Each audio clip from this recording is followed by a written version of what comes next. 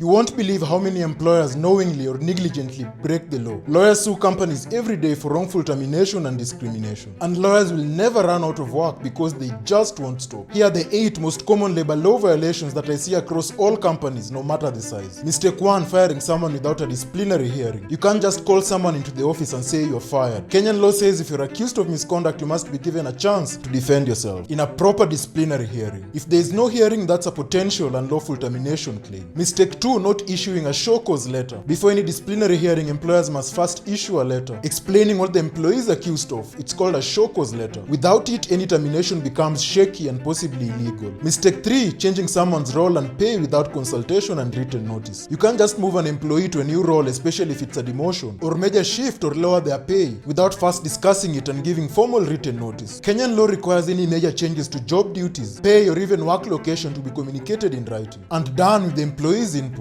Doing it suddenly without mutual agreement can amount to constructive dismissal if the employee later resigns. Mistake 4, ignoring employee complaints. If an employee raises a harassment, safety, or pay concern and HR or management go quiet, that silence can later be used in court to show the workplace was toxic. When an employee resigns, and toxic workplaces attract constructive dismissal claims. Mistake 5, issuing a termination letter that doesn't match the accusation. HR gave a notice to show cause for absenteeism, but the dismissal letter says poor performance. That inconsistency can destroy the company's legal defense. The reason for termination must match the misconduct an employer confronted the employee about. If it doesn't, the process looks unfair, and that's how employers lose cases. Mistake 6, misusing or misunderstanding the term summary dismissal. Even if an employee seriously messes up, an employer still needs to follow due process. Under Kenyan law, summary dismissal must be justified, evidenced, and procedurally fair. You can't just yell gross misconduct and terminate an employee on the spot. Courts don't allow such shortcut justice. Mistake 7, delaying or withholding final dues. Holding back an employee's last salary or final dues, hoping they'll give up or let it go. That delay alone can get an employer sued. Calculate well and pay them promptly. If there is a dispute, document it properly. Mistake 8, no written record or paper trail. No contract, no warnings, no minutes, no emails, no proper HR file. In court, if it's not on paper, it might as well not exist. That's how employees win, by simply showing the employer has no documentation or records. One wrong move by the company can cost the company up to 12 months' salary in damages. And if you're an employee and any of this sounds familiar, you might just have a case.